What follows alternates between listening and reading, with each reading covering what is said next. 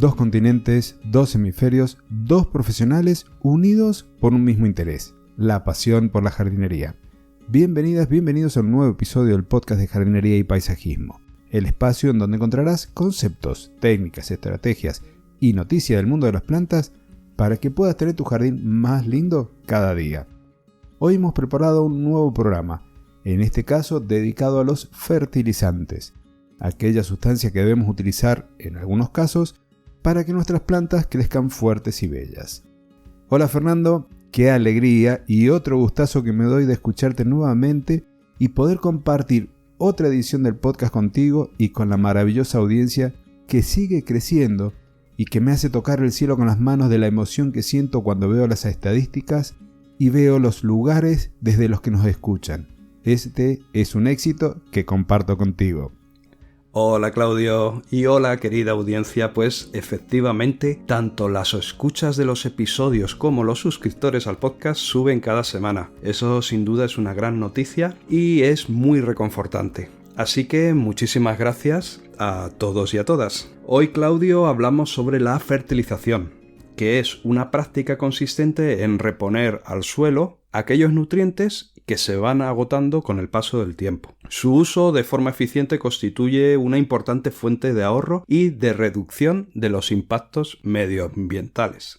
Así, por ejemplo, si fertilizamos de forma excesiva, no ajustada a las necesidades reales de las plantas, ya sea porque ponemos más cantidad de la necesaria o por el tipo de abono o por la época de aplicación, puede provocar que los nitratos se pierdan en profundidad en el suelo por el movimiento del agua. También puede provocar la contaminación de las aguas y emisiones de gases de efecto invernadero, además de un gasto innecesario en fertilizante. Del mismo modo, al revés, si una fertilización es insuficiente, si ponemos menos de lo que necesitan las plantas, pues acarrea una pérdida en la fertilidad del suelo.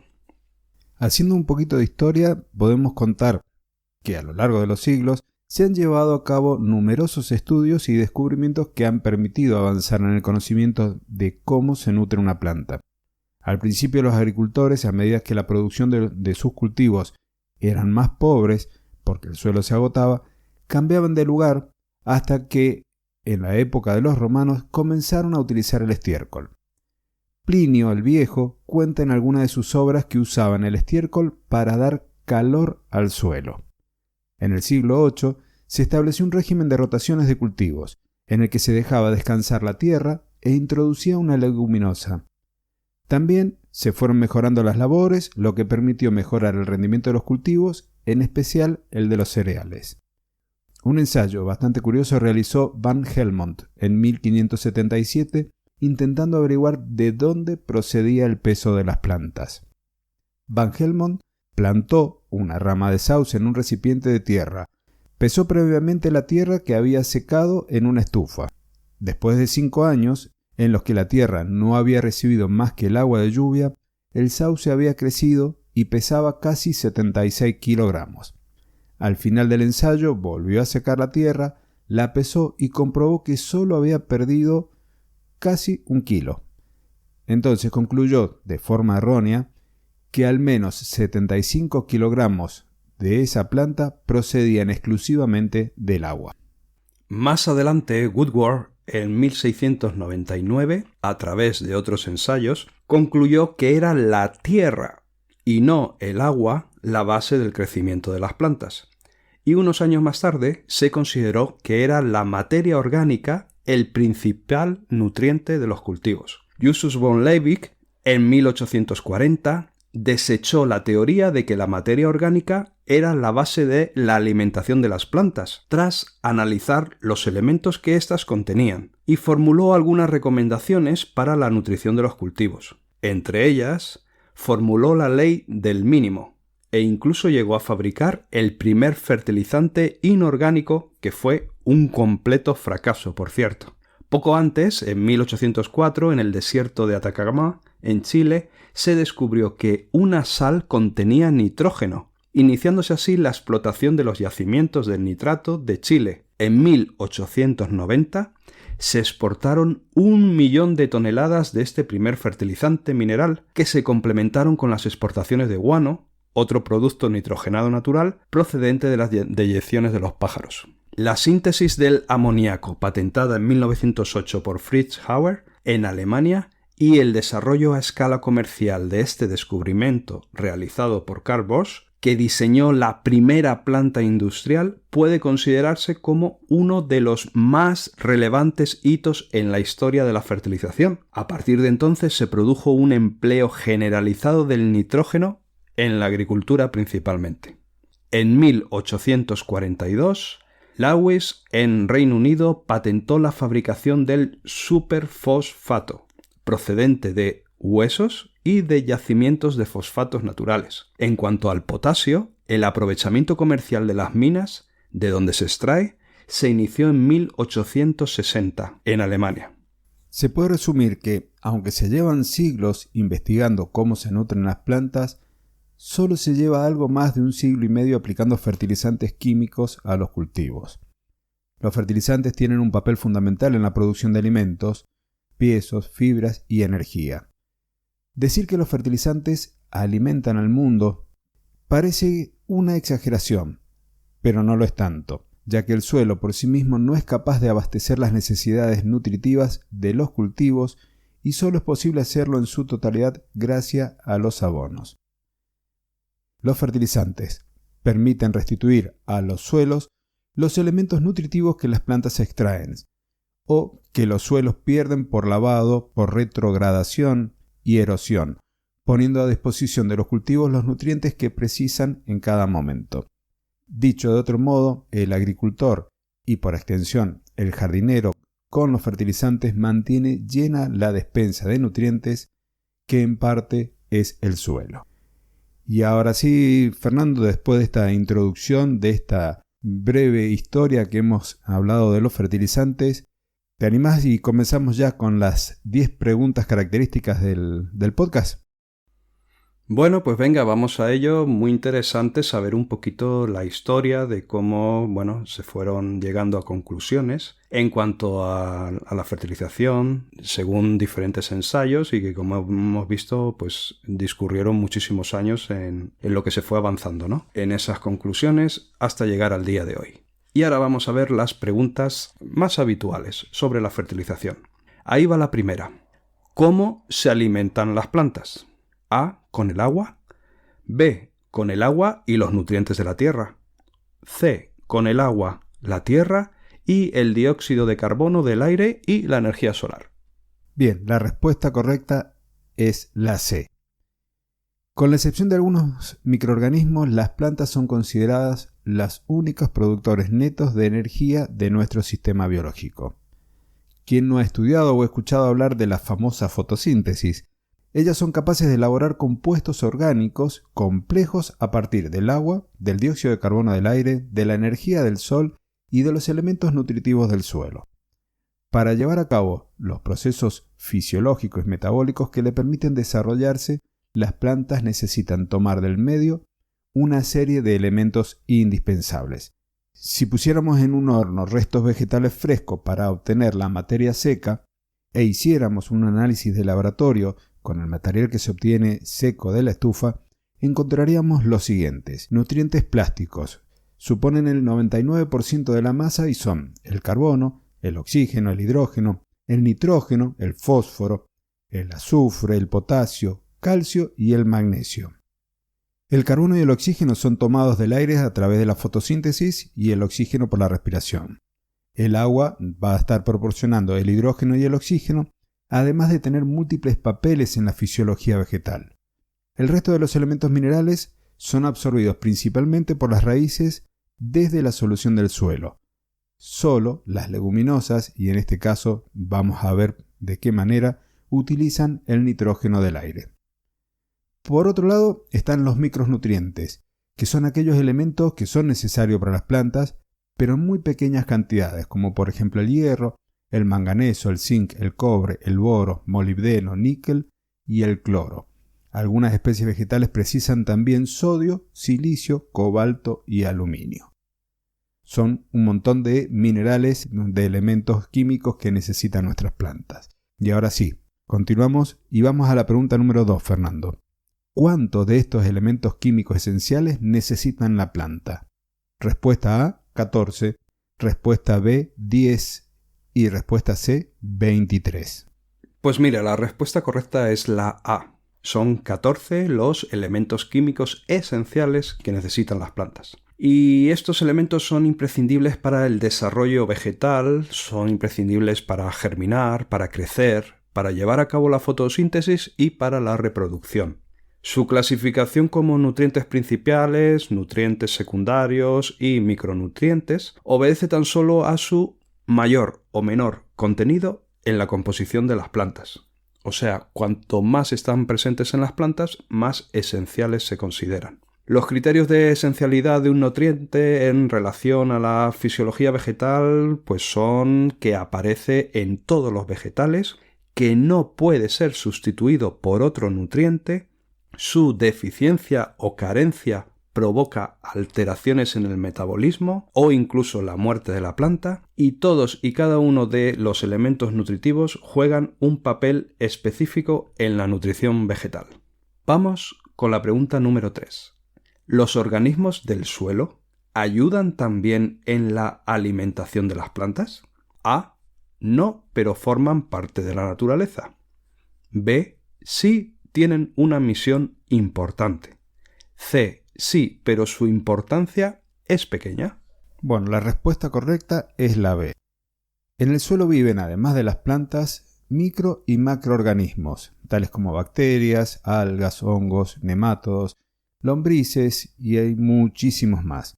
La biomasa microbiana es muy importante.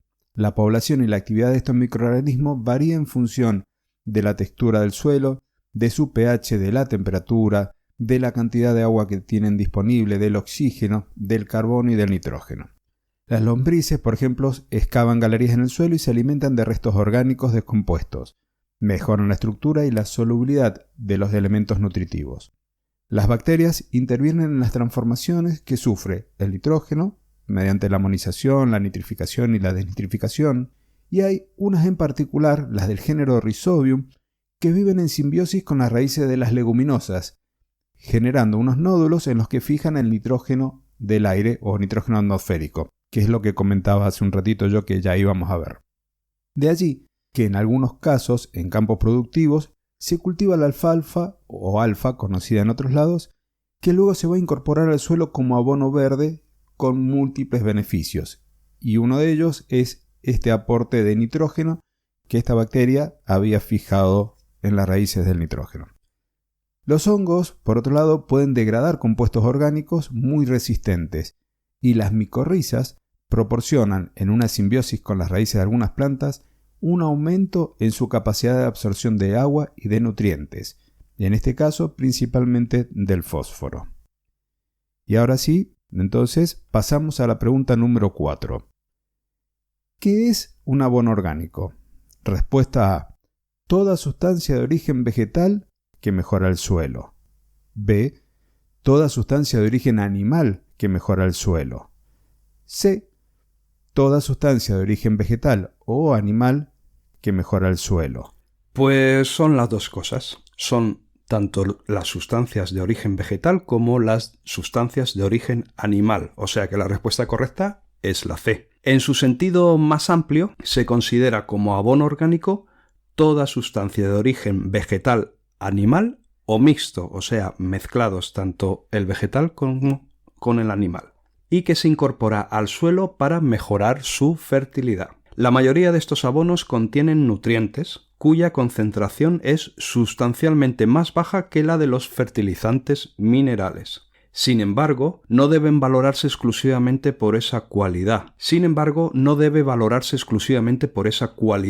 también fundamentalmente por sus beneficiosos efectos sobre el suelo. Es decir, que aunque los fertilizantes orgánicos tengan un poquito más bajo la concentración de las sustancias, sin embargo, en contra con los fertilizantes minerales, enriquecen el suelo a nivel de estructura, lo cual es muy interesante. Los fertilizantes orgánicos son aquellos que por su contenido en nutrientes facilitan el crecimiento de las plantas, aumentan su rendimiento y mejoran la calidad de frutas, flores y que además modifican su acción según convenga. la fertilidad del suelo o según convenga las características físicas, químicas o biológicas. Pregunta número 5. ¿Qué es un abono mineral entonces? A. Un abono que se crea de forma artificial. B. Un abono que transforma elementos naturales. O C. Las dos respuestas son correctas. Pues las dos respuestas son correctas, Fernando. Por lo tanto, la opción válida es la C. El proceso de fabricación de fertilizantes inorgánicos o minerales consiste en la transformación de diferentes elementos presentes en la naturaleza en compuestos asimilables para las plantas. El nitrógeno, que no se encuentra formando parte de los compuestos minerales del suelo, es fijado de la atmósfera a través de un proceso complejo, similar al que realizan las leguminosas, obteniéndose fertilizantes nitrogenados. La roca fosfórica, de muy baja solubilidad, es transformada en fertilizantes fosfatados asimilables por las plantas, que presentan una solubilidad muy elevada. La fabricación consiste en el ataque de esta roca fosfórica con ácidos minerales en los cuales generalmente se utiliza el ácido sulfúrico. En los procesos de fabricación de fertilizantes potásicos, las sales presentes en la naturaleza se extraen, se muelen y se purifican, también con el objetivo de facilitar su asimilación por parte de los cultivos. Los fertilizantes inorgánicos o minerales tienen las siguientes ventajas. Primero, aportan a los cultivos los nutrientes que necesitan y en la forma en la que los asimilan. Segundo, son productos químicamente estables. Tercero, nos permiten elegir las formas nutricionales más apropiadas para cada cultivo y las condiciones del lugar. Y por último, permiten una dosificación perfecta, siempre que sean utilizados de la forma correcta. Me refiero acá al uso de las dosis y al momento de aplicación, tanto en función de la planta como del momento del año. Cuando nos referimos a los cultivos, entonces van a aumentar su eficiencia. Y ahora sí, pasamos entonces a la pregunta número 6. ¿Qué son los abonos de liberación lenta?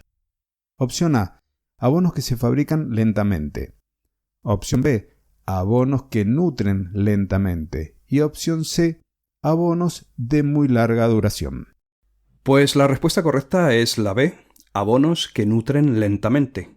Aunque es verdad que son abonos de larga duración, la respuesta B es la más acertada porque son abonos que liberan los minerales que contienen lentamente en el tiempo. Este tipo de fertilizantes tienen la característica de que contienen un nutriente ni total ni directamente disponible para la planta en el momento de su aplicación, y la transformación en nutriente asimilable, para que esa planta lo pueda absorber, se va a producir durante un periodo de tiempo superior a la del resto de los fertilizantes, que son los considerados de liberación rápida. A efectos prácticos se trata de fertilizantes que, por distintos mecanismos, pueden poner los nutrientes que contienen, que comúnmente es el nitrógeno, progresiva y paulativamente a disposición de los cultivos conforme ellos lo van necesitando. Hay de varios tipos. En jardinería destacan los fertilizantes recubiertos, que son productos con un recubrimiento de material poco soluble, que cuesta que se vaya deshaciendo con el agua, necesita varios riegos, y a través del cual el agua va penetrando poco a poco por los poros que tiene ese recubrimiento, o bien por los poros que se producen cuando está en contacto con el suelo. Existen muy diferentes tipos de recubrimientos y, por ejemplo, uno puede ser el de azufre y otro puede ser con distintos polímeros plásticos, incluso con resinas. Vamos con la 7. ¿Qué son los abonos foliares? A. Son abonos minerales que se aplican en las hojas. B. Son abonos vegetales resultado de compostar hojas. O C. Son abonos para poner verdes las hojas. Bien, la respuesta correcta es sin duda la A. Son abonos minerales, pero que se aplican en las hojas. Son abonos simples o complejos, en presentaciones que pueden ser líquidas o sólidas, pero solubles en agua. Están formulados de forma que las plantas puedan absorberlos a través de la lámina de sus hojas y también de los tallos verdes. También pueden ser aplicados de forma tradicional o mediante fertirrigación, que ya vamos a ver de qué se trata. La absorción a través de las hojas es más rápida que a través de las raíces. Por lo tanto, estos fertilizantes se aplican para resolver deficiencias puntuales e inmediatas. Normalmente se aplican para corregir deficiencias nutricionales concretas. Como mencioné, el efecto es más rápido que con los fertilizantes de absorción por vía radical, pero el impacto a lo largo del tiempo es menor que en el caso de los segundos. Cabe aclarar que no reemplazan la fertilización que podemos hacer en el suelo, sino que es un complemento de esta. Este tipo de productos es compatible con la mayor parte de los fitosanitarios, lo que nos va a permitir aplicarlo en forma conjunta con ellos. Otra característica es que nos permiten estimular con sus aplicaciones fases concretas del desarrollo de las plantas, como por ejemplo la floración, el cuajado del fruto o incluso la maduración de estos.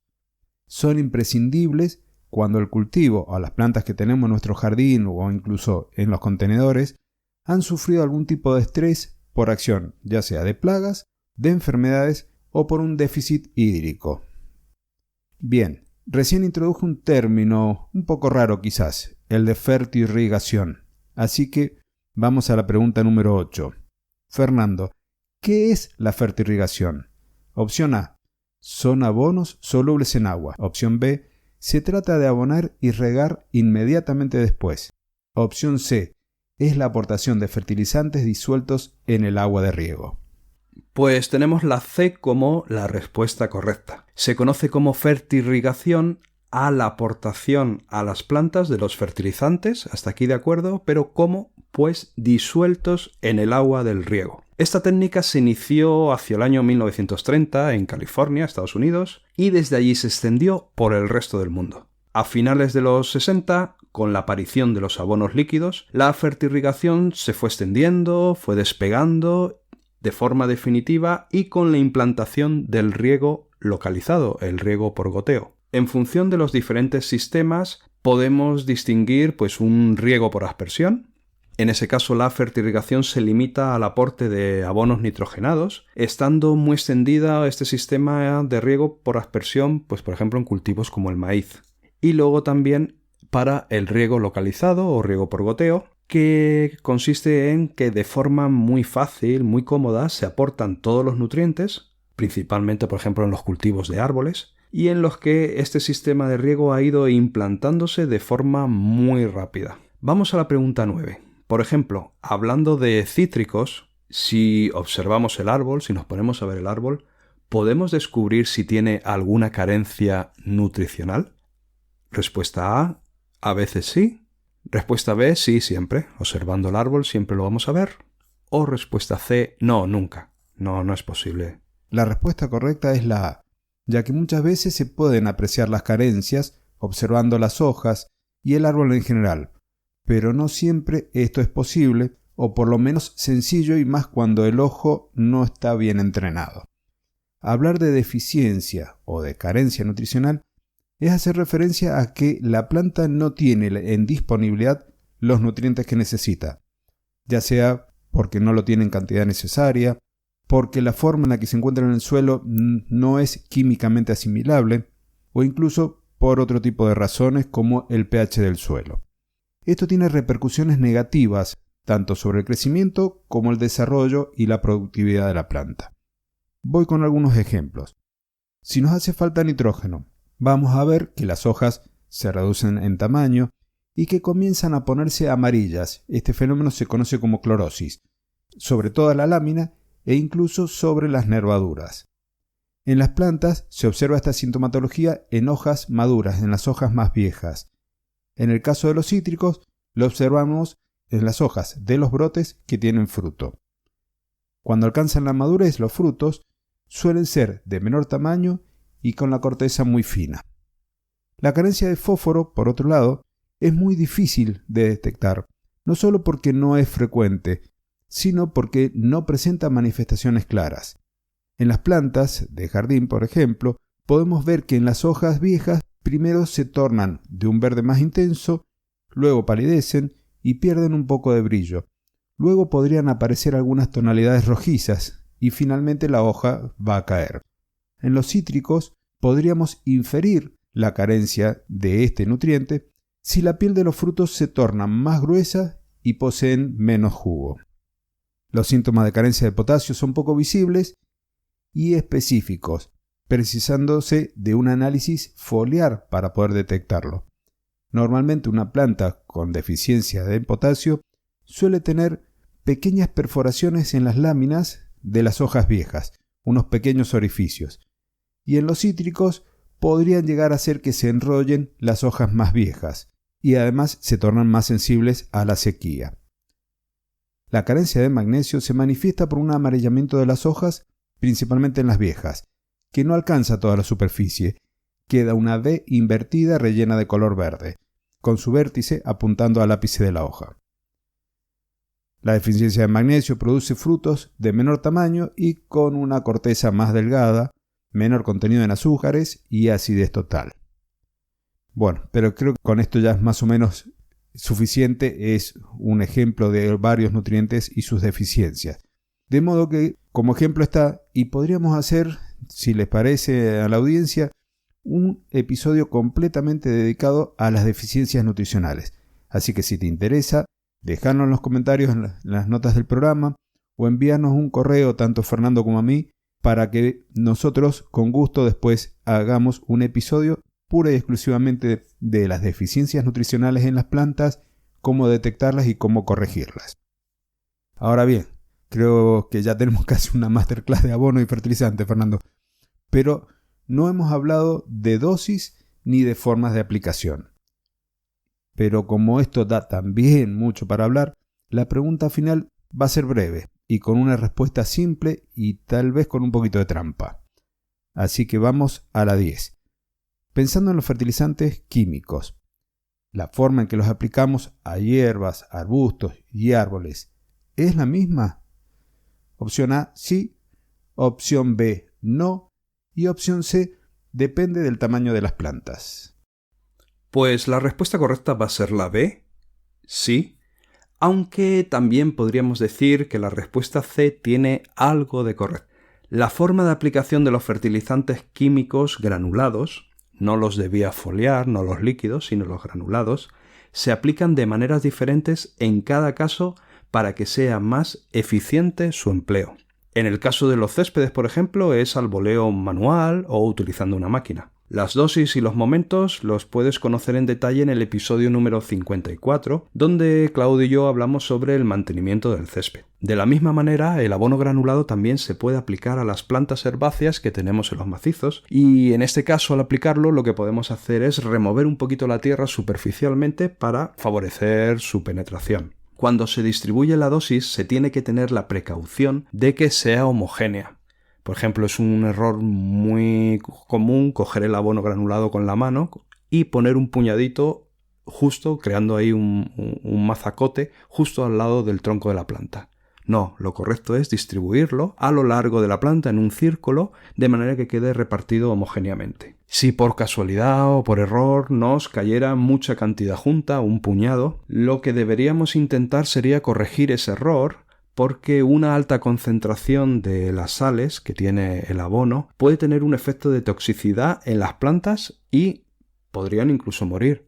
Eso es típico, por ejemplo, en el césped, cuando por error al estar abonando nos cae una gran cantidad en un punto y si no actuamos con rapidez, muy probablemente al cabo de unos días nos va a aparecer una marca amarilla en el césped que indica que el césped se ha quemado, que las plantas han muerto. Para las plantas arbustivas y las arbóreas, la mejor forma de aplicar este abono granulado es clavando una pala en el suelo con la intención de hacer varios agujeros, no uno solo, sino 1, 2, y va a depender esto del tamaño de la planta, y que estén dentro de lo que es el área de protección, de proyección de la copa. ¿Esto por qué se hace así? Porque en ese área de proyección de la copa es donde vamos a encontrar una mayor densidad de raíces, que son las que tienen la capacidad de absorción del agua y de los nutrientes. Las dosis son muy variables, pudiendo ir desde los 50 gramos hasta los 150, por ejemplo, y más dependiendo del tamaño de la planta que de otra cosa. Es importante que en todos los casos reguemos abundantemente después de la aplicación del fertilizante, para que ya comience a disolverse y empiece por tanto a quedar disponible para la absorción para las plantas. Bueno, Fernando, hasta aquí las 10 preguntas que hemos preparado sobre los fertilizantes.